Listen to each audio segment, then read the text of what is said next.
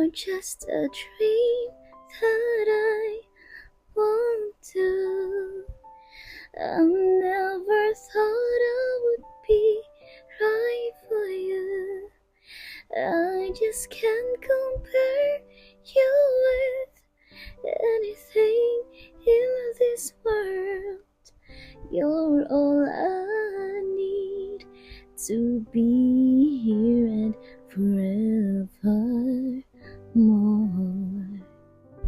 Ay, anak ng tipaklong ka, oo. Sambit nga bigla ni Bernadette na naudlot sa masayang pagkakanta nang bigla na lamang siyang natalisod. Kakamadali kasi kaya namali ng lakad si Bernadette dahil bawat hakbang nga niya ay feel na feel niya ang pag-awit ng paborito niyang kanta. Kakagaling nga lang niya sa isa sa mga pinapasukan niya bilang part-time jobs at dahil nga araw ng sahod niya noon, ay masaya at excited siya na umuwi na may dalang mga pasalubong para sa batang anak niyang si Caleb. Naku, panigurado, matutuwa ang anak ko sa mga pasalubong niyang toys at all-time favorite niyang Jollibee. Saktong-sakto, dahil na-accomplish niya ang task na binigay ko sa kanya kagabi, ito na rin ang pinaka-reward niya. Masayang-masaya na sambit ni Bernadette habang nakatingin sa mga pinamili niya para sa anak. 26 na taon pa nga lamang si Bernadette nang siya ay maging isang ganap na ina sa kanyang ngayon ay 5 taong gulang ng anak. Mahirap man para sa kanya na maging isang single mom sa mura niyang edad noon, ay hindi niya alintana ang hirap at ang mga sakripisyo na kinailangan at kinakailangan niya na harapin sa pagiging isang ganap na ina. Noong una nga ay nangangapa pa lamang siya sa sitwasyon, subalit sa paglipas naman ng mga panahon, katulong na rin ang nag-iisang kapatid niyang babae, kahit papano naman ay nagawa niya na itaguyod ang kanyang pagbubuntis hanggang sa makapanganak na nga siya at magsimula ng buhayin at itaguyod ang buhay nilang mag-ina. Kung tutuusin nga naman sana, ay hindi na niya kinakailangan pa na mahirapan ng ganoon. At kung gugustuhin lang din niya, ay sana natatamasa pa rin niya ang buhay ng malaya at pagiging dalaga sa ngayon kung hindi lamang niya ginusto na angkinin ng bata, dala na rin ang bugso ng damdamin at labis niya na pagka-attached sa pagbubuntis niya noon. Alang-alang sa kapatid niya, upang matulungan ito na maisakatuparan ang pangarap na makapagtapos ng pag-aaral at maabot ang minimithing pangarap, ay isinakripisyo nga ni Bernadette ang sarili niya para lamang maiprovide ang perang kinakailangan ng kanyang kapatid sa pag-aaral nito sa kursong nursing. Bilang resulta nga noon ay pumayag siya na maging isang surrogate mother mula sa isang mayaman na pamilya kapalit ng malaking halaga ng pera na sobra-sobra pa kung tutuusin para matustusan ang pag-aaral ng kapatid niya. Maliban sa kasunduan niya at ng mayamang pamilya na panatiliin na pribado lamang ang patungkol sa bagay na iyon at dapat na tanging ang pagitan lamang nila ang makakaalam, ay siya naman ding masinop na sinunod ni Bernadette. Katulad nga ng napagkasunduan, ipinagbuntis nga ni Bernadette ang anak ng mayamang pamilya kapalit ang malaking halaga ng pera. Lumipas nga ang mga araw, linggo at buwan. Sa hindi malaman na dahilan at maging pati si Bernadette nga ay hindi rin inaasahan na maramdaman ang sobrang pagmamahal para sa nilalaman ng kanyang sinapupunan, na umabot na nga sa punto na nang malaman niya na isang bata lamang pala ang inaasahan ng pamilya na mabubuo sa pagbubuntis niya na iyon at lingid sa kanilang kaalaman na ang pinagdadalang tao niya pala ay isang kambal. At dahil nga roon, ay nagkaroon ng ideya si Bernadette na kunin at itago na lamang ang isang bata para kupkupin niya at ituring na kanyang sariling anak. Aminado man siya na hindi tama ang binabalak niyang gawin, pero sa loob niya ay labis na siyang napamahal sa mga ito. At para nga sa kanya, kahit sana isa man lang sa mga ipinagbubuntis niya ay maiwan sa kanya. Marahil na nga rin siguro ay sobrang napamahal na rin si Bernadette sa konsepto ng pagiging isang ina, kung kaya't ganoon na lamang ang naging hugis ng kanyang puso na siya ngang nagtulak sa kanya upang gawin ang isang desisyon na siya palang magpapabago sa buhay niya. Naging maayos naman ang lahat, kahit na noong araw na nang kunin niya nga ang bata na ngayon ay ang anak na nga niyang si Caleb, hanggang sa lumipas na ang mga taon na masaya siya kapiling ang kanyang anak, habang ang biological parents ng bata ay hindi pa rin alam ang patungkol sa katauhan ni Caleb. Gayunpaman, pinuno at binusog naman ni Bernadette ng pagmamahal at pag-aaruga ang anak kahit na mahirap lamang ang buhay nila, kung kaya ay lumaki ng maayos at may kabutihang pag-uugali ang batang si Caleb. Kapus-palad man din maging sa pagpapagamot sa anak ay nagagawa namang itaguyod ni Bernadette ang mga pangangailangan ng anak niya. Kaya naman, ganoon na lamang ang pagsusumikap niya at meron siyang 5 trabaho na pinapasukan ng alternate para mapagkuhanan ng sapat na income pangtusto sa pang-araw-araw nila na mga pangangailangan at mga gamot, pati na rin pampacheck up ng anak niya. Isang araw, habang nasa gitna na ng malalim na gabi at habang ang lahat ay nahihimbing na sa pagtulog, kabilang na ang anak ni Bernadette na si Caleb. Siya naman sa kabilang dako ay mulat pa rin ang mga mata na nakatitig lamang sa kesame. Tila ba hirap siya na makatulog o ni makaidlip man lang, nang dahil sa aktibo pa rin tumatakbo ang utak niya sa kakaisip ng mga bagay at paraan patungkol sa kung saan at papaano niyang magagawa ng paraan ang pangangailangan ng anak sa pagpapagamot nito ng dahil sa sakit sa puso.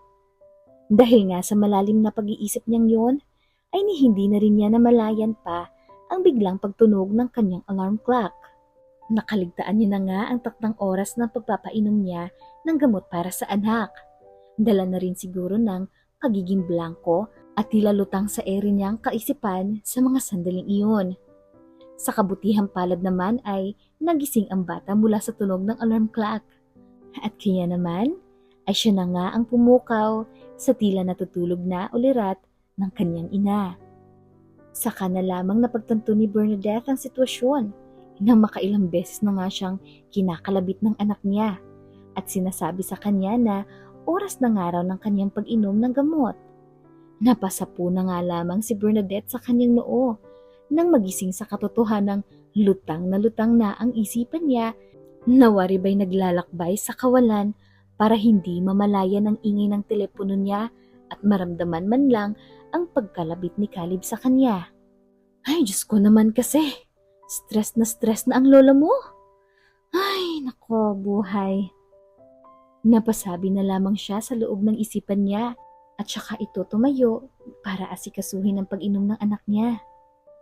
Sa pagtataka nga ni Caleb, sa tila pagkakatulala ng kanyang ina, ay tinanong niya ito kung ano ang iniisip ng ina at tila parang wala ito sa tuwid na sarili niya at kung mayroon ba itong problema kung kaya't malayo ang isipan nito mula sa aktwal na kinaroroonan nila. Napabuntong hininga na nga lamang si Bernadette at sabay na tinapik sa likod ang kanyang anak. Saka sinabi dito na okay lang naman siya. Gayong ang totoo naman talaga ay hindi. Dahil iniisip niya kung saan at paano nga makakakuha ng malaking halaga ng pera para mapatingin na ang anak niya sa mas malaki at mas maayos na ospital para tuluyan na ngang maipagamot si Caleb sa sakit nito sa puso. Wala anak. May iniisip lang si mama. Pero di naman problema yon. Kaya huwag ka nang mag-alala, okay? Ani pa niya at sinabayan na sa pagtulog ang anak matapos nga na ipalagay ang loob nito. Takot na takot rin kasi si Bernadette na mawala pa sa kanya ang nag-iisa na lamang niyang anak. Matapos nga na mawalay sa kanya ang isa pa niyang anak na siya namang kambal ni Caleb. Kung kaya naman, gano'n na lang kapursigido itong si Bernadette para maibigay ang mga pangangailangan ng anak sa abot ng kanyang makakaya at manatili nga na buhay sa kanyang tabi ang anak hanggang sa tuluyan na nga sana itong maging maayos at gumaling. Kinaumagahan ng maaga ay agad na naghanda si Bernadette ng almusal nila ni Caleb. Habang kumakain nga ay pinagmamasdan lang niya ang kanyang anak na masiglang inuubos ang pagkain inihain niya para rito. Natutuwa naman siya na makitang tinutulungan din siya ng anak niya kahit nasa maliliit na pamamaraan Katulad na nga lamang ng pagtitipid at hindi pag-aksaya ng mga gamit o pagkain. Katulad na lamang ng kung paanong hindi nagtitira ng kahit nakapiranggot ng kanin sa kanyang pinagkainan itong si Caleb. Tunay nga naman na napalaki ni Bernadette na mabuting bata at mapagpahalaga sa mga bagay na natatanggap niya ang kanyang anak. Natutuwa nga siya dahil doon at sabi pa nga niya ay worth it din naman ang lahat ng mga paghihirap at sakripisyo niya para sa anak. Gayon pa man, sa kabilang banda naman ay nakokonsensya siya na kung tutuusin nga naman, sana ay hindi na maghihirap ng ganoon ang anak niya kung ibinigay niya lang din ito kasama ang kambal niya sa poder ng kanilang ama. Sana ay hindi na kinakailangan pa ng anak niya na mahirapan ng ganoon kung hindi lang siguro siya naging makasarili noon. Baka nga naman ay magandang buhay ang natatamasa ni Caleb ngayon at maaaring napaoperahan na sana kaagad ito ng mas maaga pa. Minsan nga ay napapaisip si Bernadette na humingi ng tulong sa tunay na ama ng anak. Subalit, wala naman siyang kaide-ideya sa pagkakakilanlan ng lalaki. At mayroon pa ring takot sa puso niya sa posibilidad na baka kunin din sa kanya si Caleb sa oras na malaman ng ama nito na may isa pa palang supling na nabuo sa noong ipinagbubuntis niya. Maliban pa nga roon ay ikinakatakot din niya ang posibilidad na maaari siyang makulong dahil sa kanyang ginawa noon. Ngunit higit sa lahat ay natatakot siya na baka pag nalaman ito ng anak niya, baka nga naman ay maging sanhi pa ito upang kasuklaman siya ng anak niya. Ang totoo kasi ay isang surrogate mother si Bernadette. Pumayag nga siya noong makipag-deal sa isang mayamang lalaki upang maging tagapagdala ng anak nito sa tulong ng kapitbahay nila na noon ay namamasukan bilang kasambahay ng mayamang pamilya. Napilitan siyang gawin iyon noon alang-alang sa kinabukasan at pag-aaral ng kapatid niya. Silang dalawa na lang din kasi ng kapatid niya ang natitirang magkasama. Kaya naman bilang panganay din ay nagawa ni Bernadette ang isang malaking desisyon sa buhay niya noon. Sa kagustuhang itago ng mayamang lalaki ang patungkol sa bagay na iyon ay kasama rin sa legal agreement nila na hindi kailangan pa na magkakilala ang magkabilang panig basta't ibibigay na lamang sa surrogate mother ang mga pangangailangan nito kabilang na ang pangangalaga sa kanyang pagbubuntis. Isa pa sa mga napagkasunduan nila ay ang pagbabawal na ipagkalat ang patungkol sa bagay na iyon at pagpapanatiling lihim ng surrogacy pregnancy sa pagitan lamang ni Bernadette at ng mga magulang ng ipinagbubuntis niya. Napabuntong hininga na nga lamang ulit si Bernadette dahil sa malalim na pag-iisip at pagbabalik tanaw niyang iyon at saka ipinagpasa Diyos na lamang ang magiging takbo ng buhay nila ng kanyang anak na si Caleb. Isang gabi ay may isang event sa Boracay kung saan nga ay isa si Bernadette sa mga magtatanghal at ang kanya ngang ipipresenta para sa nasabing isang malaking piging ay ang isang fire belly dancing na siya namang isa sa mga talent niya na pinakamagaling siyang gumanap. At dahil nga sa angking ganda ni Bernadette na tila ay isang malatyosa at ang kanyang galing sa pagsasayaw, ay agad nga na siya ay kinuha para sa nasabing presentation para sa mga naglalakihang taong dadalo sa event para sa gabing iyon. Talaga nga naman nakakaiba ang dating ng ganda ni Bernadette. At dahil nga sa natural na ayos at mahabang kulot at itim na buhok niya, ay marami ang sa kanya ay agad na nabighani kahit na sa unang tingin pa lamang sa figura niya.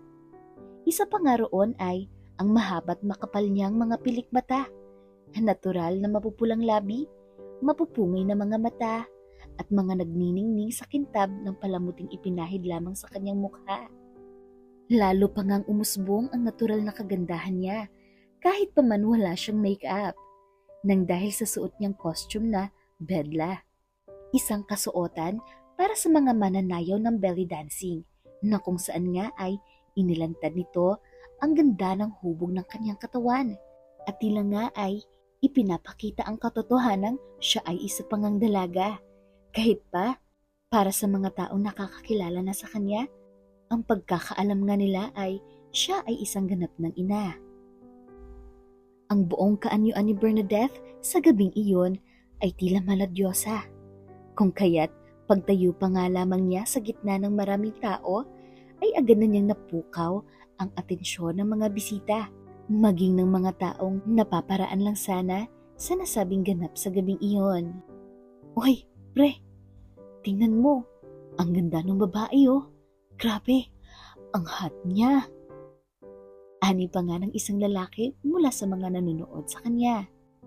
Isa nga sa mayayamang bisita na nabighani sa kagandahan ni Bernadette ay ang isang bilyonaryong lalaki na si Alfred, na noong una pa lamang siyang nasilayan ay may kung ano na kaagad na naramdaman sa kanya, na tila ba hindi maalis-alis ang mga titig nito sa maganda at maamong mukha ni Bernadette.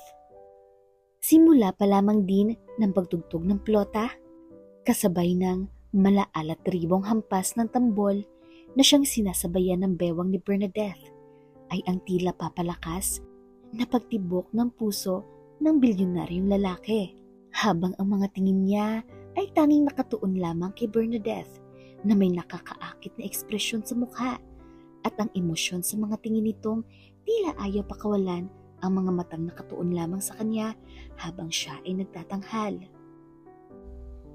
Ang lahat nga ay tila nahumaling sa bawat paghampas at indayog ng katawan ni Bernadette sa tugtugin, lalo na nang hawak na niya ang dalawang baston na may apoy sa dulo nito sa magkabila ang kamay niya, na kung saan nga hindi lamang basta naging kaakit-akit si Bernadette, bagkos ay naging fierce at daring pa ang dating niya, lalo na ang presensya niya sa madla. Nang minsan ngang napalapit si Bernadette mula sa kinaroroonan ni Alfred, ay nalanghap nga ng lalaki ang mabangong halimuyak ng magandang dilag, na siya pang nagpadagdag sa pagkahumaling ng lalaki sa presensya ni Bernadette. At dahil nga roon ay hindi maiwasan ni Alfred na sundan ito ng tingin, kahit pa sa ang parteng sinasayawan magpunta si Bernadette.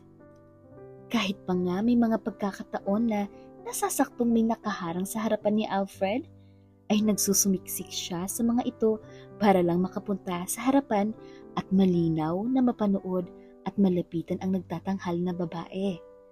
Hanggang sa tuluyan na nga niya itong nakita sa mas malapitang view. At sa mga pagkakataon nga na iyon ay may eksakto naman na napapalapit si Bernadette sa pwestong kinararoonan niya. At muli na naman nga ay naamoy niya ang pabangong suot-suot ni Bernadette. Sa mga sandaling iyon nga ay tila ba nagayuma si Alfred sa magandang babaeng si Bernadette, na halos ayaw na nga niya itong mawala sa paningin niya, kung kaya't nang matapos nga ang pagtatanghal ay kaagad niyang hinanap ang babae. Nang bigla na nga lamang ay nawala sa eksena ang presensya ni Bernadette.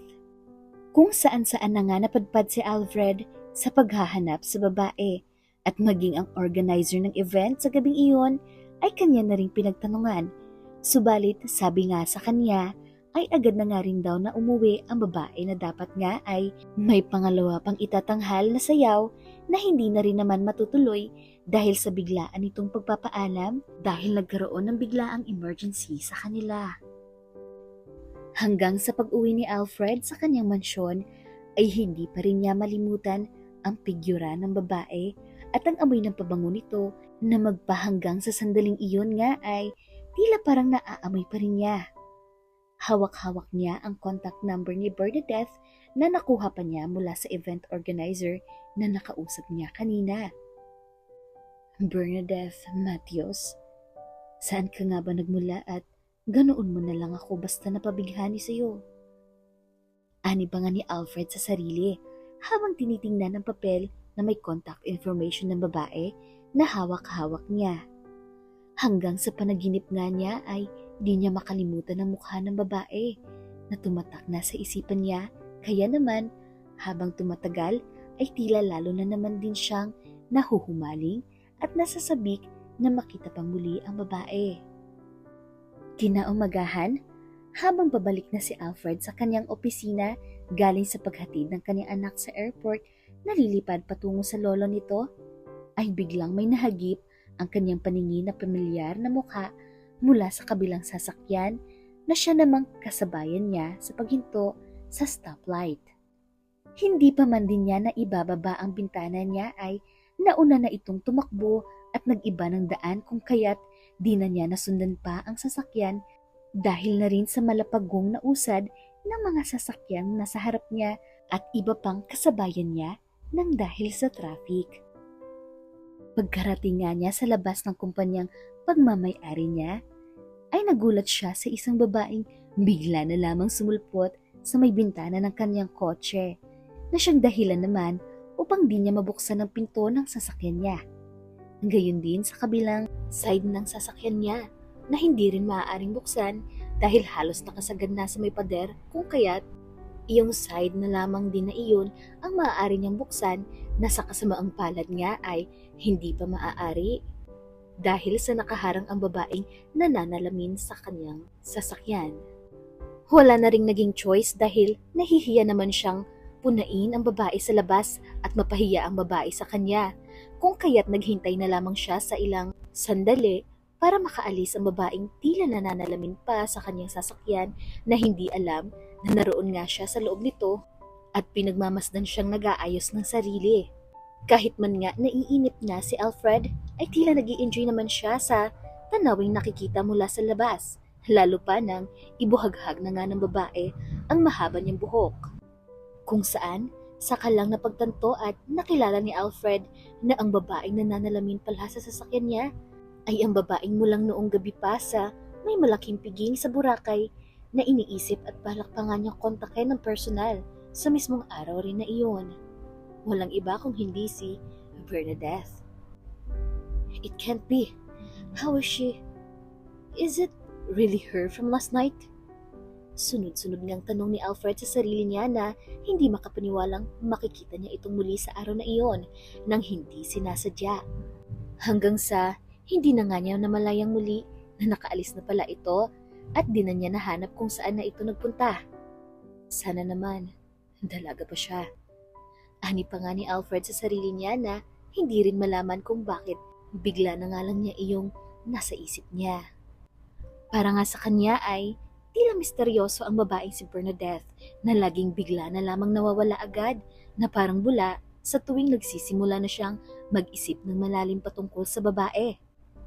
At sumusulpot naman ng bigla na tila ba binibitin pa ang mga expectation niya sa biglaan nitong pagpapakita o paramdam ng presensya niya kay Alfred.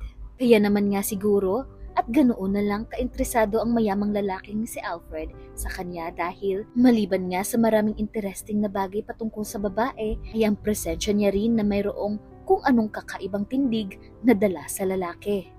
Hindi bali na, may contact number naman din ako sa kanya. For sure, she'd be near here and easy to contact na lang once I reach her out later. Ani pa nga ni Alfred sa sarili at saka tumuloy nang pumunta sa kanyang opisina para sa nakaschedule na final job interview sa bagong aplikante bilang sekretarya niya sa araw na iyon. Good morning, sir. Nasa loob na po ang applicant natin for secretary. Pagbati nga ng isang empleyado at pansamantalang sekretarya ni Alfred. Pagpasok nga ni Alfred sa kanyang opisina, ay agad niyang bungad sa babaeng aplikante na naghihintay sa kanya ang mahigpit na pinagbabawal niya sa kalagitnaan ng interview, kahit na hindi pa man din siya nakakaupo at di pa niya nakikita kung sino ang i-interviewin niya. Good morning. I just want to inform you about my rules sa interview na ito. One of those is to just stay quiet and neat in your seat, and only to speak up when I ask you to. I don't like flowery words para kumbinsihin ako. I prefer direct to the point answers and explanations instead. And please, observe professionalism, kahit na interview pa lang ito, in order to impress me with the attitude that you have. Because for me, that's what comes first. And second is your skills to do what I will be asked. Natigilan niyang bigla at naputol si Alfred sa mga ipinapaliwanag niya sa babae. Nang tuluyan na siyang nakaupo sa harap nito at nakita nga ang mukha ng babaeng kanina lang ay hinahanap-hanap ng paningin niya. Tila bang parang tumigil ang pag-ikot ng mundo at habang tumatagal nga ay unti-unti rin na bumabagal ang pagtibok ng puso ni Alfred sa mga sandaling iyon habang pinagmamasdan ang nakakapanabik na mga titig sa mga mata niya at sa mga mata ng dalagang nasa harapan niya. "Excuse me, sir?" Ani pa ng babaeng nalilito sa tila pagtigil at pagkatulala sa kanya ng magiging boss niyang si Alfred. Ang babaeng makakapanayam pala ng mayamang lalaki ay walang iba kung hindi si Bernadette. Kung kaya naman ay ganoon na lang ang naging reaksyon niya nang makita nga ang babaeng nasa harapan niya. Okay. Sige. You're hired. You heard me right? Hired ka na. Biglang banggit nga ni Alfred na tila muli na namang nabihag ng mga titig ni Bernadette at wala nang pasikot-sikot o ni isang tanong pa ay agad na itong hinard ang babae sa posisyong ina-applyan niya. Wait, ha? I mean po? Talaga? Pero, sir, wala pa po kayong itinatanong sa... Gulat na reaksyon ni Bernadette na siya namang pinutol ng salita ng mayamang lalaki. You heard me, Miss Matios. I said you're hired. Don't ask more questions. Instead, fix your things already and begin your work starting tomorrow. You may go now. Ani pang muli ni Alfred na may pagkabosi na ang tono ng pananalita. Pero sa totoo lang ay tuwang-tuwa nga siya ng mismong tadhana na nga ang gumawa ng paraan para muli silang magkatagpo. Nang kagabi lang ay hindi nga niya makatulugan kakaisip at ngayon nga ay nasa kanya na magtatrabaho. Okay sir. Maraming salamat po. Hindi makapaniwalang sagot ni Bernadette habang may pagtataka sa kanyang isipan. Akalain mo nga naman yun no? What a fate. Tuwang-tuwang banggit nga ni Alfred nang tuluyan na makalabas ng opisina niya ang babae. Wait. Is it even real? Maybe I'm just daydreaming. Dagdag pa nga niya at bagyang sinampal-sampal ang sariling mukha para matauhan. Nang mapagtanto nga niyang totoo ang lahat ng nangyayari, ay halos di siya magkandamayang kakatalon sa galak na hindi basta panaginip lang ang lahat ng mga nangyayari sa paligid niya. Nang makalabas na nga si Bernadette sa opisina ng lalaki, ay napakamot na lang siya ng ulo niya habang iniisip ang word na ikinikilos ng lalaki na pagpasok pa lang sa pinto ay parang nakakatakot na kung magsalita ng diretsahan sa kanya. Tapos, bigla na lamang natahimik at natulalang nakatitig lang sa kanya sabay sinabing hard na nga raw siya. Ay, anong meron doon? Hindi kaya type niya kaya ako? Ay, charot!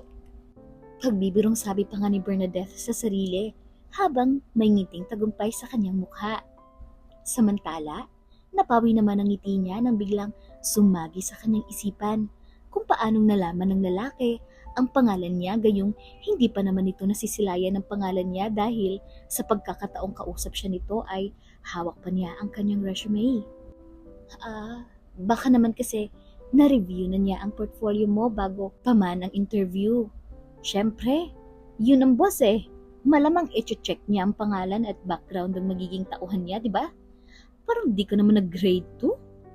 Huy! Ang assuming ko naman sa part na yun.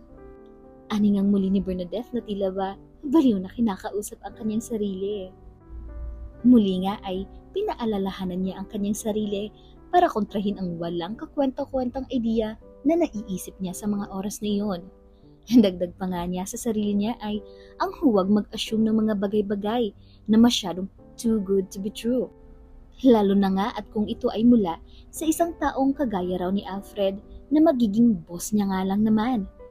Iyon nga ang nasa isip-isip niya habang binabaybay ang daan papalabas na ng gusali. Gayunpaman, di pa rin maalis sa isipan niya na magdalawang isip pa rin patungkol sa bagay na iyon at makapag-assume kahit na kaunti. Kahit pa na imposible naman iyong mangyari. Gayong sa totoo lang ay kaya alam ni Alfred ang pangalan niya ay dahil sa kagabi pa man ay laman na siya ng isipan nito. At kahit pa nga hindi siya pumunta roon para mag-apply ay magkukrus pa rin ang landas nila. Dahil sadyang nakatali na si Alfred sa pagkabihag sa kanya kung kaya't hanap-hanap lagi ng lalaki ay ang kanyang presensya. Sa kabilang banda naman, ay ang naiwan na nakatulala pa rin na si Alfred, na di malaman ang nararamdaman ng muling nakasalamuha nga ang babaeng kinasasabikan niya, na ngayon nga ay magtatrabaho pa sa kanya bilang sekretarya niya. Halos lunukin niya na nga lahat ng mga sinabi niya kanina sa babae, nang bigla at agad niya itong pagsungitan at pinakitaan ng ugali niya ng pagiging bossy, nang makita niyang iyon pala ay si Bernadette na sabik niyang makitang muli. Halos di na nga maipinta ang labis na sayang nakaukit sa mukha ni Alfred, at tila excited pa nga na sumapit na kaagad ang bukas para muli niyang makita ang babae.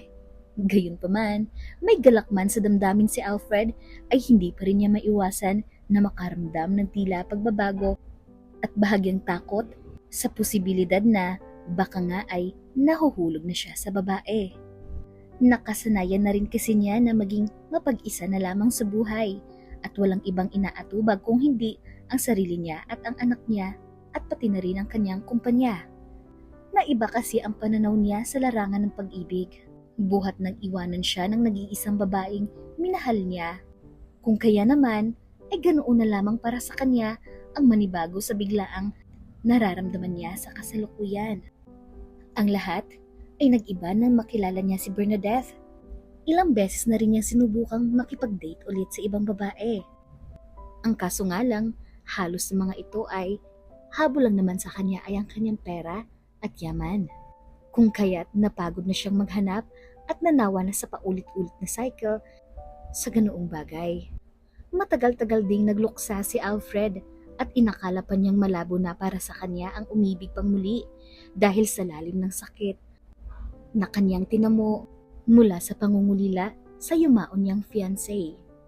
Ngunit sa isang iglap, sa isang gabing nabihag ang mga paningin niya ng isang dilag, ay di niya akalaing iyon na pala ang simula ng muli niyang pagbukas ng kanyang puso para sa panibago na namang pag-ibig.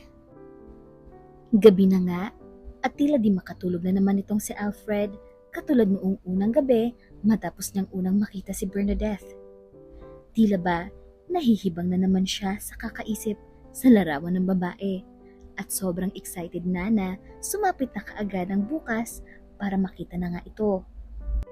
Habang sa kabilang dako naman, si Bernadette na hindi rin nga maganda o gaga sa kakaayos ng mga gamit na dadalhin at kakailanganin niya sa bago niyang trabaho at magiging opisina at mga damit na dapat niyang suotin. Excited na kinakabahan si Bernadette dahil sa tagal na nga rin niyang namahinga sa pagtatrabaho sa mga malalaking kumpanya. Simula nga noong nagkaroon na siya ng anak, ay ngayon na lamang ulit siya tatapak sa lupa sa ganoong larangan ng matagal na panahon na rin niyang kinagisnan. Naku, paniguradong mangangapa na naman ako nito ngayon sa mga dapat kong gawin. Pero sige lang, for the go lang ang first one. Dahil poor nga lang tayo at kailangan kumayod ng bonggalesios. Ay, nako kasi, buhay. Mainam na lang talaga at ang ganda-ganda ka pa rin, kaya fresh pa rin kahit stressed out na sa life. Diyos ko, naway magtagal ang bisa nito. Bulalas pa nga ni Bernadette na tila kinakausap puli ang sarili habang nagliligpit ng mga gamit niya bukas. Kinabukasan ay excited nang gumising si Bernadette at pinaghandaan nga ng maigi ang pasok niya para sa unang araw ng trabaho. Kaya naman, pagpasok pa lang niya sa loob ng gusali, lahat ng mga nakakasalubong niya pati na ang mga security guards ay binibigyan niya ng matamis na ngiti at pagbati ng magandang araw.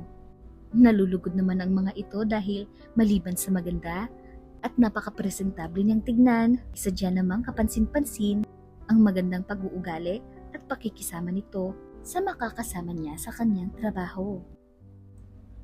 Unang araw pa nga lang sa trabaho ay tila pinagsusungitan na naman siya ng boss niyang si Alfred. Hindi tuloy malaman ni Bernadette kung dapat ba siyang kabahan, matuwa, matawa, ma-excite o dapat chill lang dahil sa ipinapakita na namang ugali ng boss niya. Shota, abay, Ibig ko na yatang matae sa sobrang nervyos ko sa'yo, sir. Bipolar ka ba?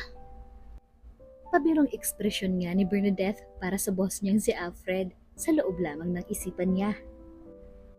Maya-maya pa nga ay nagsalita na si Alfred at personal na ipinaliwanag sa kanya ang mga dapat niyang gawin bilang isang sekretarya niya. Siya na rin mismo ang sumama sa kanya para ipakita ang magiging opisina ni Bernadette na siyang sakop lang din sa loob ng opisina niya. Ang totoo nga ay hindi naman talaga ito dati nasa loob ng opisina niya nakapwesto. At pinasadya nga lamang talaga ni Alfred na ipalapit ito roon para mas maging malapit lang ito sa kanya at madali lang niya na matawagan at makita palagi sa oras ng trabaho nila. Ang weird naman. Ngayon ko lang yata na-experience yung ganitong setup ng office ng secretary. Pero siguro, baka ganun talaga. Kanya-kanya ng taste. Pwera, siya naman ang boss, siya ang masusunod. Ani pang ang muli ni Bernadette sa isipan niya. Nagsimula na nga sa trabaho si Bernadette at maayos naman ang naging takbo ng karera niya sa kumpanya ni Alfred. Lingid sa kaalaman ng babae, si Alfred ay palihim siyang sinusulyapan ng tingin sa tuwing busy siya sa mga trabahong ibinibigay sa kanya. Isang araw nga ay nagkaroon ng team building ang kumpanya nila, kung saan nga ay imbitado ang lahat ng empleyado niya sa private resort ni Alfred, na siya namang balak niya na sabay na ring ipagdiwang ang kaarawan niya sa pamamagitan ng paglibre sa mga tauhan niya na mananatiling bayad pa rin ang isang araw na hindi nila pagpasok sa kumpanya kapalit ng pag-attend sa nasabing ganap sa araw na iyon. Kaya naman, tuwang-tuwa ang halos lahat ng kanyang mga empleyado at minsan nga lang daw ito magkaroon ng ganoong pagtrato sa kanila. Miss Matios, you should be there at the party tonight. Ani pa nga ni Alfred sa babae na tila ba inuutosan ito na dumalo sa piging sa gabi ng kanyang kaarawan. Sorry sir, I may not be there later. I have an emergency po kasi. Pasensya na po, pero heto po simpleng regalo lang para sa kaarawan ninyo. Happy birthday po pala sir. Nahihiyang pagbati at paghingi ng paumanhin naman ni Bernadette dahil sa hindi nga siya makakadalo sa nasabing piging para sa kaarawan ng kanyang amo. Ganun ba? Well, don't worry, it's okay. Well, thanks for the gift anyway. But, may I know the reason why hindi ka makaka-attend mamaya? Hirit pang muli ni Alfred. May emergency lang po kasi sa bahay, sir. At gustuhin ko man pong umattend dahil sayang naman, pero kasi po, kailangan ko pong unahin yung nasa bahay eh. Pagdadahilan pang ang muli ni Bernadette. Okay, ganun ba? Sige. Ayos lang. Maikling tugon naman ni Alfred na may halong lungkot dahil hindi makakadalo ang babae. Gayong iyon pa naman ang higit na inaasahan niya sa araw ng kanyang kaarawan. Ang tunay nga niyan ay pinahanda niya talaga ang malaking selebrasyon na iyon para na nga rin sana kay Bernadette. Naninibago man siya sa mga nagiging desisyon niya ngayon sa buhay at mga ginagawa niya nang dahil sa babae, ay mariin pa rin niyang ipinupush para lang mapansin ni Bernadette. Kaya naman, ganoon na lang ang pagka-disappoint niya nang bigla na lamang ay sabihin ng babae na hindi siya makakapunta sa nasabing selebrasyon. Wala namang choice si Alfred kung hindi ang tanggapin at hayaan na huwag nang dumalo sa selebrasyon ang babae. Batid niya naman kasi na hindi lang naman sa trabaho nito umiikot ang mundo niya at may iba pang mga bagay na mas kinakailangang pagtuunan ng atensyon itong si Bernadette na kung saan nga ay kabilang na ang anak nitong si Caleb. Mahigit na isang buwan na ngang nagtatrabaho si Bernadette sa nasabing kumpanya. Masaya siya dahil kahit papaano ay nakakaipon na siya para sa anak niya. Dahil nga sa may kalakihan din ang sahod niya sa kasalukuyan niyang trabaho. Naging maganda at maayos nga ang takbo ng karera niya sa kumpanya. May mga araw man na medyo nangangapa at nahihirapan pa siya sa ibang mga gawain. Ang magandang bagay naman ay naroon lang palagi si Alfred para alalayan siya. Gayunpaman, isang araw ay halos gumuho nga ang mundo ni Bernadette nang bigla na lamang dalhin sa ospital ang kanyang anak at kinakailangan na rin nga umano na maoperahan ito kaagad sa puso. Shit! Ba't naman ngayon pa? Hindi pa sasapat ang pera ko. Wala naman akong ibang malalapitan para sa anak ko, Diyos ko. Ba't naman ganito? Umiiyak na tanong ni Bernadette sa hangin nang dahil sa labis na bigat ng kanyang damdamin.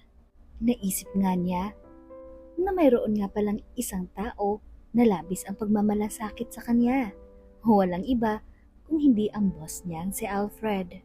Wala naman din siyang ibang kakilala na malalapitan niya na mayroong mabuting loob para pakinggan ang problema niya at maaaring tumulong sa kanya sa sitwasyon niya at kasalukuyan ng mga pangangailangan para sa anak niya. What if humingi ako ng tulong kay sir? Pero paano? Anong sasabihin ko? Hindi naman niya alam na may anak na ako at baka isipin lang niya na manggagaancho lang ako para manghiram ng ganong kalaking pera sa kanya. Pero saan ko naman ba kasi pupulutin yun? 3 milyon? Tina, anong gagawin ko? Hindi ko rin naman kakayanin kung may mangyaring masama o mawala sa akin ng anak ko. Tanungan ni Bernadette sa kapatid niya at saka tuluyan na ngang bumigay ang mga luha sa kanyang mga mata. Caleb, anak ko, patawarin mo si mama ha. Pero gagawin ko ang lahat na makakaya ko, anak. Hindi ka pababayaan ni mama, okay?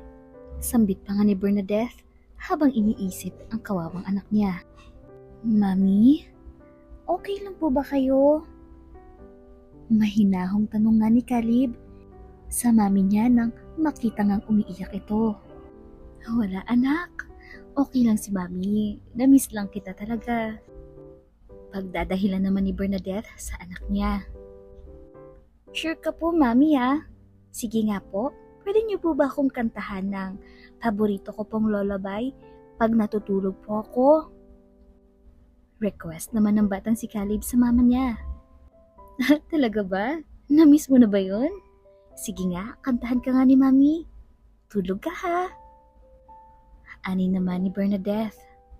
Maya-maya pa nga ay nagsimula ng kumanta si Bernadette habang dahan-dahan namang tinatapik ang balikat ng anak niya. I love you forever, I like you for always, as long as I'm living, my Caleb, you'll be. Good night, sweetie. I love you. Mwah. Matapos ngang awitan ng anak niya ay dahan-dahan niyang inayos ito sa kanyang higaan. Medyo natawa pa nga si Bernadette dahil tila ba sa pagkahimbing ng tulog ni Caleb ay napapahidik pa ito. Magdamag nga rin na hindi nakatulog si Bernadette kakabantay sa anak niya at kakaisip na rin ng solusyon sa problemang kinakaharap niya. Kinabukasan nga, lutang man ang isipan niyang pumasok, pero buo na ang loob niya sa kanyang gagawin. Hihingi siya ng tulong sa boss niyang si Alfred. Pagkarating niya sa opisina ng kanyang amo, ay agad niyang sinabi rito na kinakailangan niya nga ang tulong mula dito. Matapos nga ang ilang pagpapaliwanag, ay sinabi na rin niya ang tunay niyang pakay sa amo. Sinabi niya na manghihiram siya ng pera na nagkakahalaga ng 3 milyong piso. Hindi na nga niya binanggit pa ang patungkol sa anak dahil sa ayaw niyang isipin ng boss niya na maaaring hindi niya ito mabayaran dahil malulubog lamang siya sa utang sa pagpapagamot sa anak niya. Kaya naman, idinahilan na lamang niya na kailangan ito ng kapatid niya para sa pag-aaral nito sa ibang bansa. Mabigat man sa loob ni Bernadette na magsinungaling sa mayamang lalaki, pero wala naman siyang ibang choice. At iyon na nga lamang ang natatanging paraan na alam niya para matulungan na nga siya na agad na maipa-opera ang anak niya. Ay, pasensya ka na talaga, sir. Hindi ko talaga intensyon na lukuhin ka, pero wala naman talaga ako ibang choice. At alam kong ikaw lang naman ang pwede kong malapitan sa oras na to. Sana maintindihan mo ako pagdating ng araw, sir. Ibabalik ko rin naman ang pera mo. Ani pa nga ni Bernadette na tila nagmumuni-muni pa sa loob ng kanyang isipan dahil sa tila ay nagigilty siya sa pagsisinungaling nga ng tunay na dahilan sa panghihiram niya sa amo niya. Kinapalan na nga niya ang pagmumukha at nilunok ang lahat ng pride dahil buhay na rin ng anak niya ang pinag-uusapan at nakasalalay dito. Sir, kakapalan ko na po ang mukha ko kahit na medyo nakakahiya na po sa inyo. Ani pa nga ni Bernadette. Oh well, yes, go on. Ano ba yun? Tugon naman ng boss niya. Pwede po bang makahiram sa inyo ng pera? Mga 3 milyon po siguro. Meron lang po talaga akong mahalagang bagay na kailangan paglaanan ng pera na iyon. Makakaasa naman po kayo na maibabalik ko rin yun. Nahihiyang sambit pa nga ni Bernadette. Talaga ba? Hindi ko na sana itatanong kung para saan. Pero curious lang ako. Bakit naman ganun kalaking halaga? I mean, yes, kaya naman kitang pahiramin kasi hindi naman ganun kalaki yun para sa akin. Pero, may I know? Kung para saan nga ba iyon? Pagtatakang tanong naman ni Alfred. Sa mga punto nga na iyon ay tila hindi alam ni Bernadette ang dapat na isagot niya kay Alfred. Nahalata naman iyon ng lalaki kung kaya ay agad niyang pinutol ang dapat na sasabihin ni Bernadette. Okay, so what if pahiramin nga kita? But in one condition. Ani pa nga ni Alfred. Tila napatulala naman itong si Bernadette at nagtataka habang iniisip kung ano nga ba ang kondisyon ang gustong hingin ng boss niya kapalit nga ang malaking perang hinihingi niya. Pag pumayag ka, you will no longer have to pay me back. Dagdag pa ngang muli ni Alfred sa seryosong tono ng pananalita niya. Ano po ba yun? Willing naman po ako basta't mapagbibigyan niyo lang ang kahilingan ko. Desperadang tugon naman ni Bernadette. Okay, so here's the deal. I will only ask you for just 1 week with me. Ani pa ng lalaki. Ha? Ano pong ibig niyong sabihin, sir? Nalilitong tanong naman ni Bernadette. Simple lang. Sa loob ng 1 linggo, sasayaw ka lang para sa akin. Katulad na lamang ng ginawa mo noon sa Boracay. Nung nag-perform ka sa isang event. Remember? Ani pang muli ni Alfred. Agad na inalala ni Bernadette ang tinutukoy ng boss niya. I am willing to give you at least a total of 7 million pesos instead of just 3 million pesos na hinihingi mo sa akin. Bali, 1 milyon bawat isang araw sa loob ng 7 araw. And you don't have to pay me back. Ang kinakailangan mo lang gawin is that you just have to give me your whole 1 week.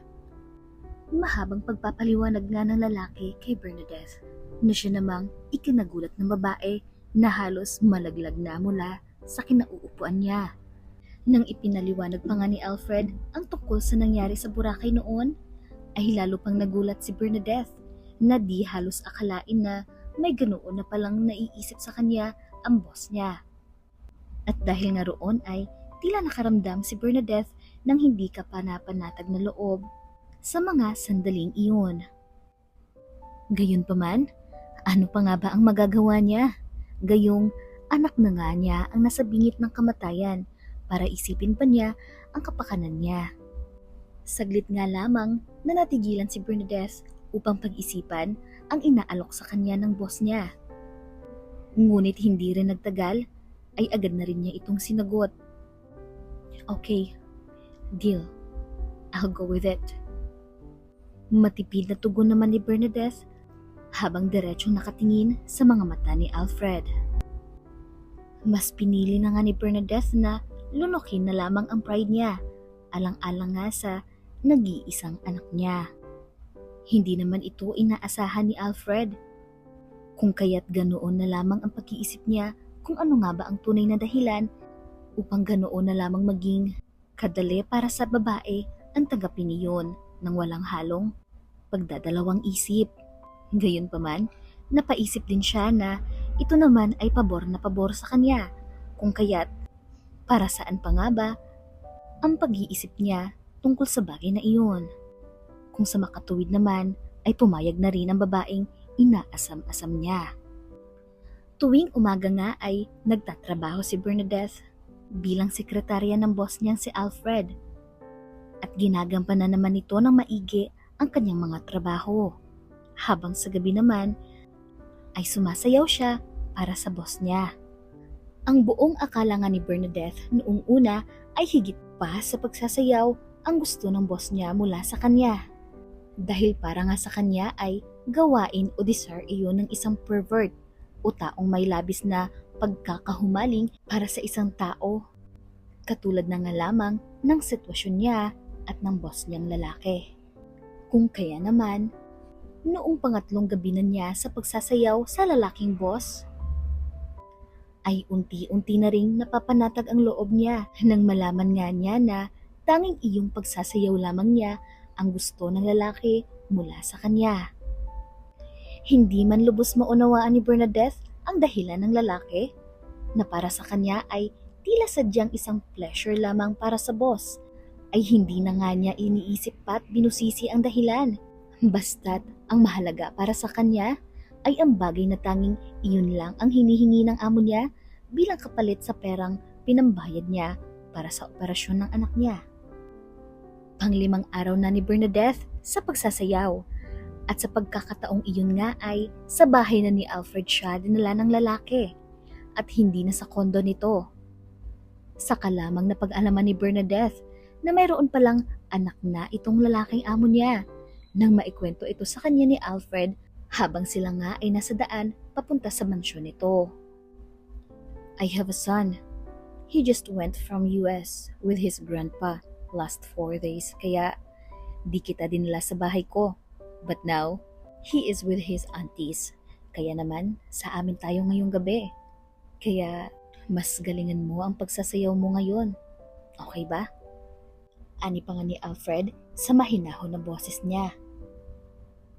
Bigla tuloy na nakaramdam si Bernadette ng pagkakilabot. Pero pinilit niyang ikalma ang sarili niya at ang utak niya na nagsisimula na namang maglikot sa pag-iisip ng kung ano-anong mga bagay-bagay. Don't worry, wala akong asawa o girlfriend kaya wala akong ginagawang masama kung sakali man na iyon ang iniisip mo. Dagdag pa nga ni Alfred nang napansing tila di mapakali si Bernadette.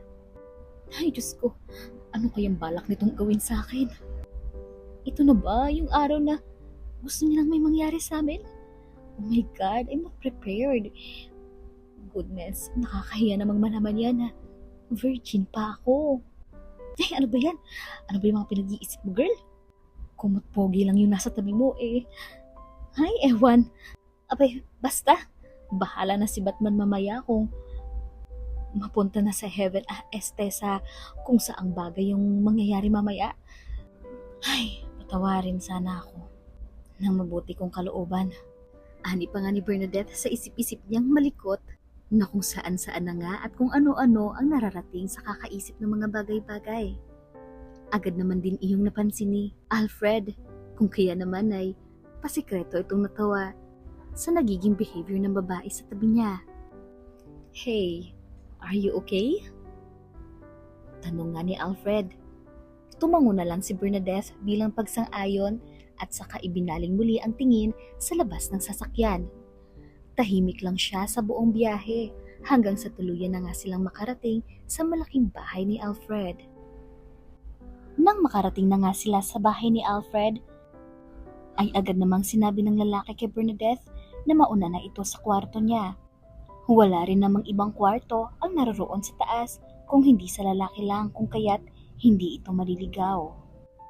Habang paakyat nga si Bernadette sa silid ni Alfred, ay aksidente niyang nailaglag ang litrato ng amo niya na agad naman niyang pinulot.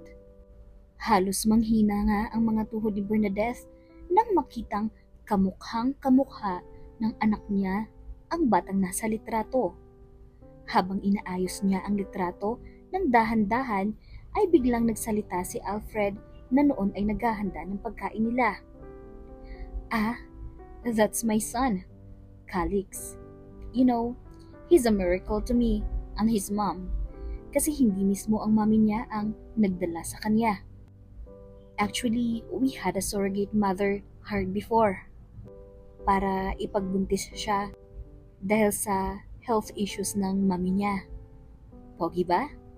Siyempre, I'm his dad eh. Malamang sa akin magmamana yan, di ba?"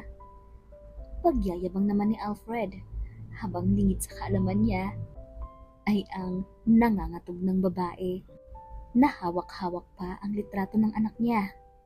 Si Bernadette naman na napagtanto na ang problemang kahaharapin niya mula sa puntong iyon ay naluluhang tinignan ang mukha ng batang nasa litrato. Halo-halo ang emosyong nararamdaman niya sa mga sandaling iyon, lalo pa at nasa teritoryo pala siya ngayon ng ama ng anak niya na matagal na niyang kinakatakutang makasalamuha, lalo na ng anak niyang si Caleb. Nang mapansin nga iyon ni Alfred, ay agad niyang tinanong ang babae, "Are you okay? Parang namumutla ka yata dyan ah." Ani pang muli ni Alfred nang mapansin ang pressure na nasa mukha ni Bernadette. Wala. Ayos lang po ako. Don't mind me, please." Medyo nanginginig ang boses, nasagot naman ni Bernadette na halos mautal-utal pa. Dahil nga sa natuklasan ni Bernadette, ay hindi siya maayos na nakapagsayaw at tila lutang ang isipan na halos di makausap ng matino nitong si Alfred. Kaya naman, minabuti na muna ng lalaki na pagpahingahin na lamang siya sa gabing iyon. At samahan na lamang siya na panoorin ang mga video clips ng anak nitong si Calix. Sumang-ayon naman si Bernadette dahil alam niya rin sa sarili niya na hindi niya pa kayang sumayaw ng ganoong kagaling sa mga sandaling iyon dahil nga sa mga nalaman niya mula sa lalaki. Higit sa lahat ay ang magkahalong kaba at takot na baka iyon pa ang maging dahilan upang matuklasan nito ang pinaka-iniingatan niyang lihim patungkol kay Caleb. Masayang-masayang nanonood si Alfred kasama si Bernadette. Natutuwa naman ang babae na makita ang ganoong side ni Alfred na kung saan nga ay naisip niyang naging mabuting ama rin ito sa kambal ng anak niyang napawalay sa kanya. Bigla na lang siyang naluha nang naisip niyang sana ay kasing rangya ng buhay ni Calix ang natamasa rin ni Caleb at hindi na kinakailangan pa na dumanas ng hirap kung di lang siya naging makasarili noon. Mas napaluha pa nga siya nang maisip ang isa pang kambal na kinasasabikan na niyang mahagkang muli na ngayon nga ay hindi man lang niya magawang matawag na anak dahil sa sitwasyon. At dahil nga sa mga kaisipan niyang yun, ay hindi na napigilan ni Bernadette pa ang kanyang emosyon. Bigla na nga lamang ay napahagulhol itong si Bernadette nang hindi naiisip ang maaaring isipin ni Alfred sa kanya. "Hey, bakit ka umiiyak? May nasabi ba akong masama? May masakit ba sa'yo? May nangyari ba sa inyo?" Pag-aalalang mga tanong naman ni Alfred sa biglaang pagtangis ni Bernadette. "Wala, I'm sorry, pagod lang talaga ako." Pagsisinungaling naman na tugon nitong si Bernadette at muling nagpatuloy sa kanyang pag-iyak. Mabuti na nga lamang ay mayroong kabutihang loob at pagka-gentleman itong si Alfred, kung kaya naman Sa kabila ng katotohanang amo siya ng babae, ay mariing inalok niya ang kanyang mga palad para maging sandalan ni Bernadette habang ito ay umiiyak. Hindi man niya alam ang tunay na rason kung bakit ito nagkakaganoon, ay nais lamang niya na makatulong na maibsan ang bigat na nararamdaman ng babae. Kinaumagahan ay nagising na lamang si Bernadette na wala na roon si Alfred. Nabasa na lamang niya ang text dito na sinabing pupunta siya ngayon sa Hearts Hospital para sunduin ang anak na pina-check up ng kanyang tita at dadalhin sa bahay para raw ipakilala sa kanya. Napangiti naman si Bernadette sa ideyang iyon na agad naman ding nabura nang mapagtanto nga niya na sa kaparehas ngang hospital na iyon nakakonfine ang anak niyang si Caleb. Kaya naman ay dali-dali siyang nag-ayos ng sarili niya at mabilis na nagtungo sa ospital sa pag-asang hindi sana magkatagpo ang mga landas ni Caleb at ng ama nitong si Alfred. Nasa hallway na nga si Alfred para sunduin ang anak niyang si Calix sa mga tita niya. Nang biglang nahagip ng paningin nito ang isang batang lalaking nakahiga sa isang silid sa sandaling pumasok ang doktor at aksidente nga na nakita niya ang batang tila kamukhang kamukha ng anak niyang si Calix. Sa mga oras nga na iyon ay parabang may kung anong nagtulak sa kanya para muling buksan ang pinto ng silid at saka siya pumasok. Nagtataka naman ang doktor at ang nurse na kasama nito na siya ring tita ng batang nakahiga na walang iba kundi si Caleb. Sa pagpasok nga ni Alfred na siya palang nagmamay-ari ng buong ospital na iyon. Dahan-dahang lumapit si Alfred sa batang pasyente at tinanong kung sino iyon at bakit kamukhang kamukha ito ng anak niyang si Calix. Nang bigla na lamang, "Ate," ani nga ng nurse na si Tina nang bigla naman ding sumulpot si Bernadette sa eksena na tila ba naghahabol pa ng kanyang hininga.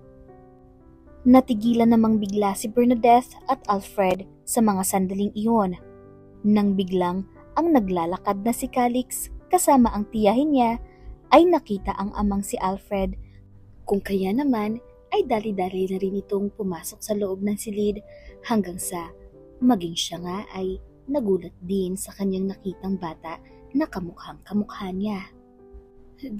"Dad, what's going on here?" Tanong pa nga ng batang si Calix sa kanyang ama. "Bernadette, sino siya? Bakit kamukha niya ang anak ko? At ano mo ang batang to?" Sunod-sunod na mga tanong naman ni Alfred sa babae na sa mga pagkakataong iyon nga ay litong-lito na at sobrang kinakabahan na. "I'm sorry, pero pwede ba sa labas na lang tayo mag-usap? Huwag muna rito at baka magising si Caleb. Kakagaling lang kasi niya sa operasyon kaya baka pag nalaman niya pa ang mga ito, baka ikasama pa ng kalagayan niya. Kaya please, I will explain everything, pati na rin sa'yo, Calix."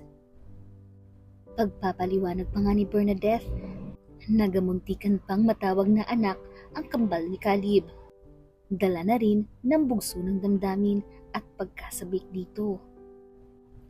Saglit nga na ipinahatid na muna ni Alfred ang anak niya sa tita nito para makapag-usap muna silang dalawa ni Bernadette ng maigi. "Ito na nga ba ang kinakatakutan ko?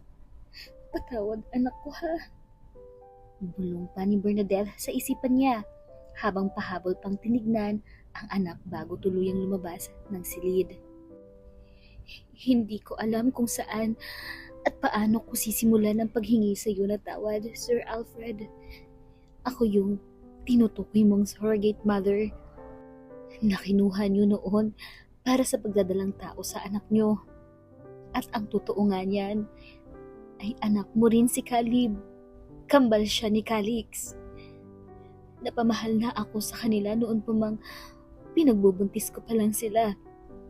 Batid kong hindi sila sa akin nagmula at pawang kasunduan lang ang lahat. Pero di ko sinasadyang mahulog ang loob ko sa pagiging ina sa kanila. Sa labis na pagmamahal ko at takot na mawalay din sila sa akin sa oras na iniluwal ko na sila. Nang malaman kong isa lang ang inaasahan ninyong anak mula sa pagbubuntis ko. Kaya ako nagawang ilihim na dalawa ang nabuo sa loob ng sinapupunan ko. At iniwan ko sa akin para isa man lang sa kanila ay makasama ko pa. Alam kong ang laki ng kasalanan ko sa iyo at sa mga bata. Lalo na kay Caleb. And I'm so sorry for that. But please, wag mo nang kunin sa akin ang anak ko. Nasa iyo naman na si Calix eh. Mahal ko rin naman siya dahil galing din siya sa akin. Pero si Caleb, siya na lang ang mayroon ako. Kaya pakiusap, hayaan mo na lang kami. Alam kong malaking bagay na masyado nang malaki ng hinihingi ko sa'yo at malaki na ang atraso ko sa'yo, pero for the last time, sir, nagmamakaawa ako sa'yo. Willing akong gawin ang lahat ng gusto mo. Pero si Caleb, pakiusap, sa akin na lang siya. Hayaan mo na lang kami. Nanginginig ang boses na nagpapaliwanag at pakiusap si Bernadette kay Alfred. Naririnig mo ba ang sarili mo? Do you have any idea kung anong problema ang ginawa mo? Ha? Miss Mateos? Sa tingin mo ba, ganun-ganun na lang kadali ang lahat ng yon? Sino ka ba sa tingin mo para mag-decide sa bagay na wala ka namang karapatan in the first place? Yes, I do understand where you're coming from. Pero para humantong ka pa sa bagay na yon? It's just so selfish of you. And I'm so disappointed in you. Asahan mo, bukas na bukas din, nasa pangangalaga ko na si Caleb. He is not even yours to begin with. At saka, wala kang anak dito. Ni alam mo man lang ba ang karapatang tinanggal mo sa akin pati na rin sa bata? Iyan ba ang pagmamahal na sinasabi mo, ha? You know what? I used to admire you. But now, shame on you. Galit na tugon naman ni Alfred kay Bernadette. At saka iniwan ng babaeng umiiyak at hindi na muli pang pinakinggan ang paliwanag nito kahit pa lumuhod na siya sa harapan ng lalaki. Please, don't do this to me. Sir, nagmamakaawa ko sa'yo. Huwag naman si Caleb po. Sir, I'm so sorry. Please, huwag niyo kaming paghiwalayin ng anak ko. Sir, kaliban ako. Humagulgol na nga sa matinding sakit si Bernadette at tanging kapatid na lamang niyang si Tina ang naroon para damayan siya. Tinutuong ang lahat ni Alfred ang mga sinabi niya kay Bernadette at ngayon nga ay magdadalawang linggo nang nasa puder niya ang matagal nang nawalay sa kanya na anak niyang si Caleb. Masaya naman si Calix nang malaman niyang may kambal pala siya at ganoon din si Caleb. Subalit, lagi pa rin niyang hinahanap-hanap si Bernadette sa kanyang ama. Asan po si Mami? Bakit po wala siya dito? Di ba po kung daddy ko kayo? Tapos mami ko si Mami Bernadette, dapat po di ba magkasama kayo? Ani pa nga ni Caleb. Oo nga po, Daddy. Where is Caleb's mom? So, ibig pong sabihin, mami ko rin siya. Kasi, kambal kami ni Caleb eh. Dagdag din naman itong si Calix. Nadudurog nga ang puso ni Alfred para kay Caleb. At naalala na naman ang minsang pagsasakripisyo ni Bernadette sa kanyang sariling dangal, mailigtas lamang ang anak niyang si Caleb. At dahil nga roon ay bahagyang napalambot ang puso ni Alfred nang maalala ang labis na pagmamahal ni Bernadette para sa anak niya. Isang araw, napagdesisyon na ni Alfred na muling kausapin si Bernadette at bigyan nga ito ng isa pang pagkakataon na makasama ang anak, pati na rin ang kambal nitong si Calix, na gustong-gusto nga rin siyang makilala dahil sa mga kwento ng kambal nitong si Caleb sa kanya. May bigat man sa damdamin si Alfred para sa babae, ay napaisip din naman siya. Naging mabuting ina rin naman si Bernadette sa kanyang anak. At handa nga rin itong gawin ng lahat para sa bata. Kahit nga sarili pa niya ang maging kapalit. Katulad na nga lang ng minsan na nga niyang ginawa noon na kung saan nga ay hindi na nito inisip ang sarili niya para lamang makakuha ng malaking halaga ng pera kapalit ang sariling dangal niya. Natuwa naman si Bernadette at tila hindi na niya iniisip pa ang magiging kapalit na nais hingin sa kanya ng lalaki sa pagkakataong iyon. Basta't makasama lang niya ang dalawang bata ay ayos na para sa kanya. Be my wife, and you have to satisfy my pleasure. Seryosong sabi ni Alfred na sa mga pagkakataong iyon nga ay tila sinusubukan lamang ang hangganan ng pagmamahal ni Bernadette para sa mga anak niya. Lingid sa kaalaman ng mayamang lalaki, ay ang desidido at determinadong si Bernadette na handang gawin ang lahat para lamang makasamang muli ang mga anak niya. Even if it means to be your slave, I will. Huwag mo lang ipagkait sa akin ng mga bata. Seryoso namang sagot ni Bernadette sa kanya na siya namang lihim na ikinatuwa ni Alfred. Magmula nga noon ay nabigyan ng pagkakataon si Bernadette na makapiling ng muli hindi lamang si Caleb, kung hindi ay pati na rin ang kambalitong si Calix. Napuno ng sobrang saya ang puso ni Bernadette.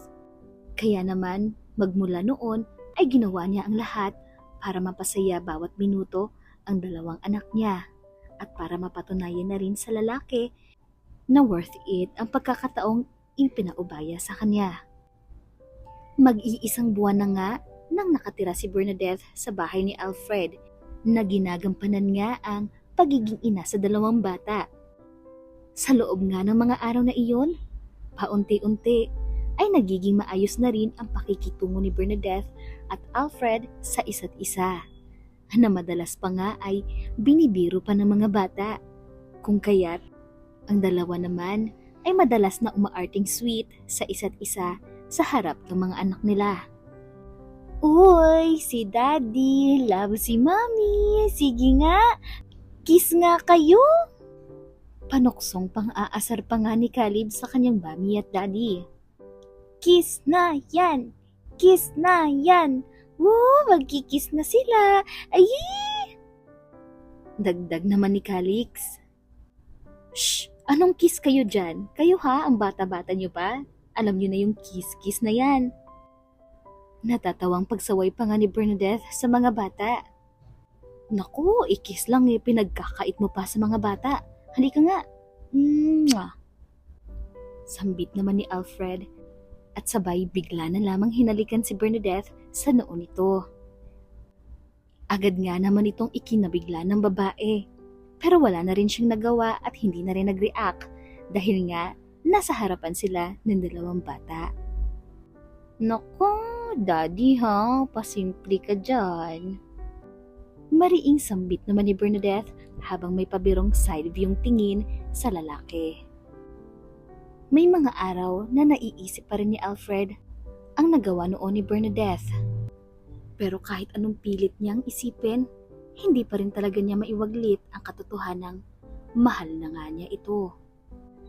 Kung tutuusin nga naman, nagpapasalamat na rin siya sa mga nangyaring iyon dahil ang ibig sabihin lang nito ay tanging tadhana na nga ang nagdesisyon na iguhit ang kapalaran nilang dalawa. Hindi man niya maamin sa kanyang sarili, pero sa mga nararamdaman niya, iisa lang ang ibig sabihin nito. Espesyal sa kanya si Bernadette at marahil nga ay mahal niya na rin ito. Naikasal sila para maging legal ang pagsasama, alang-alang na rin sa mga bata.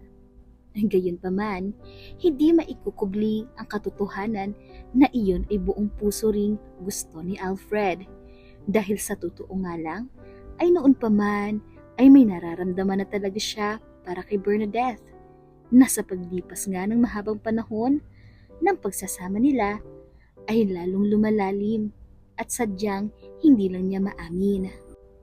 Marahil na nga rin sa tunay na nga niyang mahal si Bernadette, tanging sa maayos na pagtrato niya na nga lamang para rito ipinapakita ang nararamdaman niya sa pag-asang sana nga ay makita rin iyon ng babae at matutunan na rin siyang mahalin ng totoo at ng kusa na walang halong pagpupumilit o ni pagpapanggap.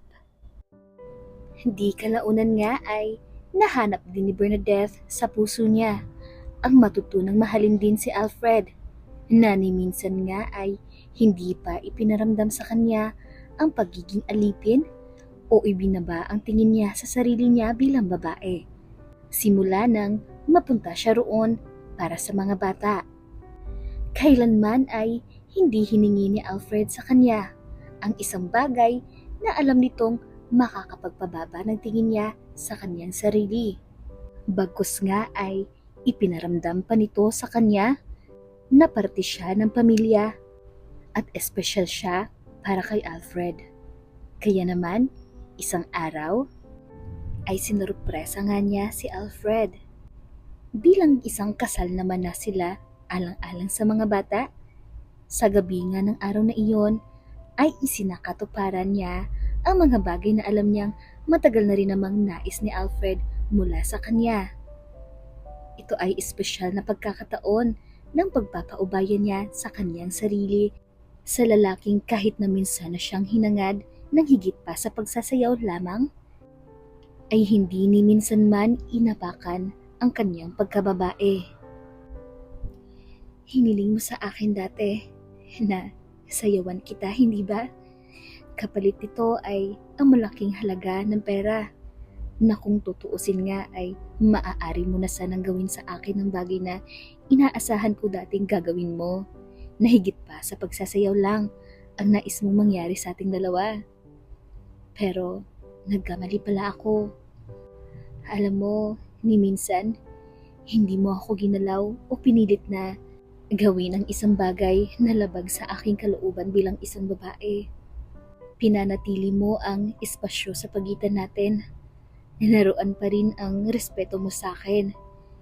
Sa kabila ng matagal na panahon na rin ang tayo ay naikasal para lang maging legal ang pagsasama natin alang-alang sa mga anak natin.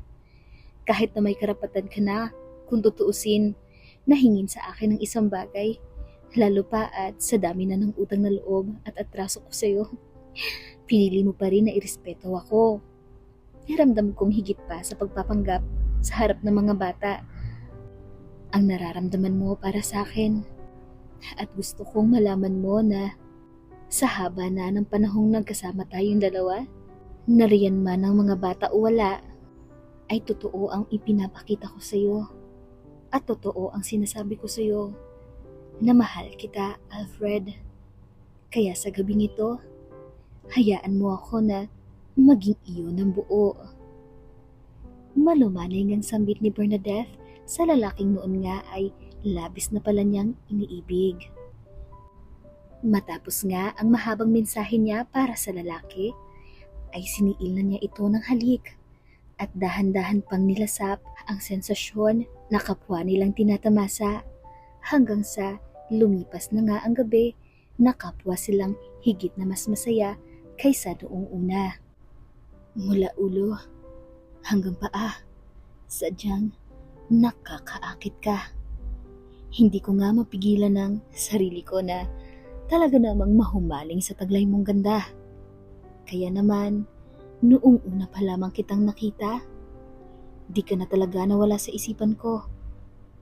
Hanggang sa pagtulog ko, gabi-gabi, buhat ng una kong masilayan ka, ay nasa panaginip na rin kita.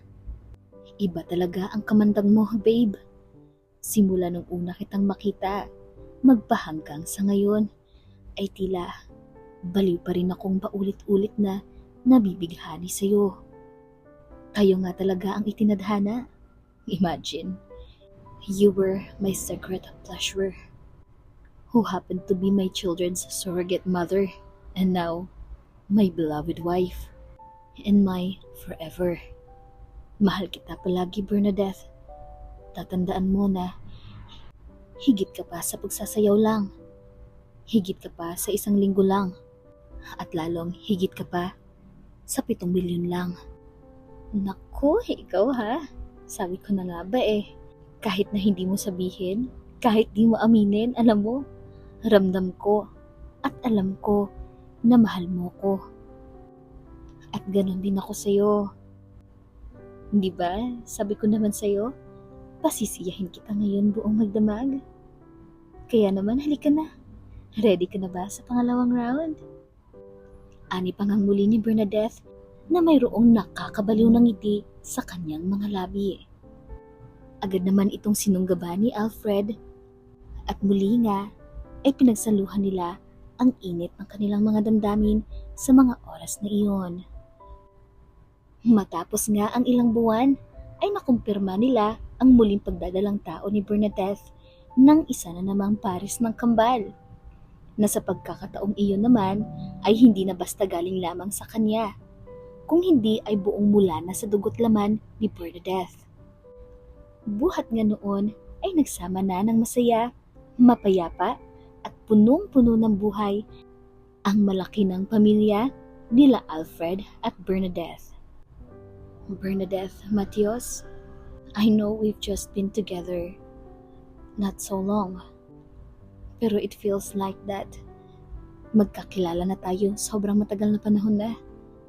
Parang may kung anong bagay na palaging nagsasabi sa akin na hindi ko na kayang mabuhay nang wala ka. Kaya naman, sa pagkakataong ito, ay nais kong muling hingi ng iyong mga kamay. Nang sa ganoon ay maging opisyal na at formal sa harap ng mga anak natin at pati na rin ng mga taong saksi sa ating pagmamahalan. Nalikas nga at tunay kitang minamahal, hindi lamang dahil sa ikaw ang ina ng aking mga anak, kung hindi dahil sa ikaw ang babaeng gusto kong makasama habang buhay. Kaya for the second time, Bernadette, will you please marry me? Muli ngang paghingi ni Alfred sa kamay ng babae. At halos mangiyak-ngiyak pa nga ito sa mahabang sinabi niya sa babae. Of course, sino bang hindi sa isang katulad mo, Alfred? I am very much pleasured to marry you for the second time. Of course, mahal ko. I will and I will forever wanna marry you. Tugon din naman ni Bernadette na mangyak-ngyak na nga sa pagkakataong iyon. Halos nagpalakpakan nga ang mga taong nasa paligid pala nila. Nakakonsyaba ni Alfred para surpresahin si Bernadette. Maya-maya pa nga ay lumabas na ang kambal na si Caleb at Calix, dala-dala ang singsing na siyang gagamitin nila para sa kasal na gaganapin na ngayon sa simbahan. I love you, Bernadette. I love you too, Alfred. Masayang pinagsaluhan nga ng dalawa ang mainit na halik sa isa't isa. Natapos nga ang gabi nila ng maayos at punong-puno ng galak ang puso ng bawat miyembro ng kanilang pamilya. At buhat nga noon, maging sa araw ng kanilang opisyal na kasal, ay namuhay nga ng tahimik at masaya ang kanilang pamilya. At dito nga, nagwawakas ang kwento ni Bernadette kasama na ang kanyang mahal na pamilya. Na noong una ay tanging pangarap lang naman niya. Sino nga ba ang mag-aakala na lahat ay maaaring maging posible kahit pa gaano ito kakomplikado at kaimposible kung iisipin. Walang katapusang pagmamahalan ang sa mundo't sangkatauhan ay ipinagkaloob ng may kapal. Kaya naman, gaano man kaimposible ang isang bagay sa buhay ng isang tao, kung ito ay ang plano ng may likha, sa huli ay mangyayari pa rin talaga ang tunay na itinakda.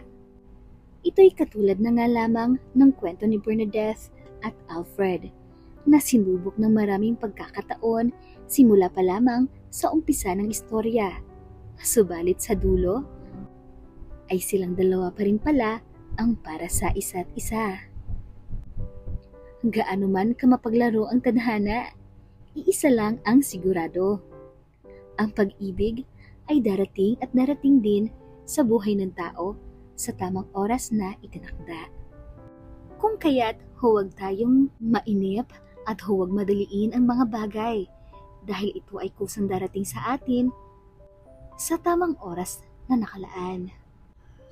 Ang bagay na kusang dumarating ay mas magandang tamasain kaysa sa mga bagay na pinipilit natin na kung tutuusin nga ay maaaring gulo pa ang maidulot sa atin. Ganun pa man, masarap ang magmahal. Lalo na kung ito ay sa tamang pamamaraan. Kaya't lagi po nating tatandaan, lahat ng bagay ay dumarating sa nakalaang oras para sa atin, lalo na ang pag-ibig, kung kaya't hindi ito kailangan na madaliin. Naway may natutunan po tayo sa kwento ng pag-ibig ni na Bernadette at Alfred at naway magsilbing aral ang mga bagay na naranasan ng dalawang bidang karakter sa istoryang ito. Maraming salamat po sa walang tigil na pagsubaybay at pagsuporta sa aming channel. Hanggang sa muling pakikinig.